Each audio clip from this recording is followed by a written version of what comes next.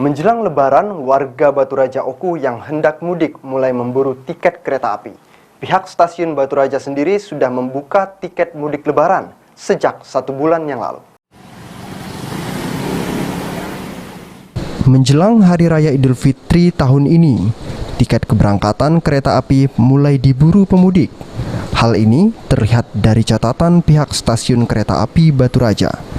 Pemesanan tiket secara online mengalami peningkatan sejak beberapa hari belakangan.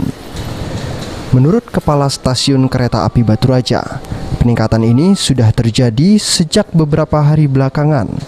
Jumlah pemesanan terus bergerak naik, paling banyak pemesanan tiket jurusan Baturaja Palembang pada tanggal 29 dan 30 April, di mana sudah lebih dari 100 pesanan tiket keberangkatan. Meski terjadi peningkatan, pihak stasiun belum memiliki rencana penambahan gerbong dan masih tetap mengoperasikan 5 gerbong dengan kapasitas penumpang sebanyak 530 kursi. Untuk syarat keberangkatan sendiri, bagi penumpang yang sudah melakukan vaksinasi booster tidak perlu menunjukkan hasil swab atau antigen. Pesanan kelihatannya sudah ada peningkatan sedikit ya, sudah ada peningkatan sedikit.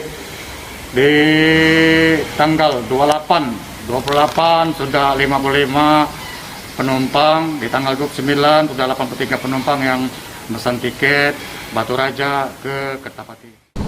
Abdullah menambahkan, pemesanan tiket kereta api ekspres Baturaja Palembang sudah bisa dilakukan secara online mulai jangka waktu 1 bulan sebelum keberangkatan dengan harga sebesar Rp29.000 per penumpang. Ari Pranika, PAL TV.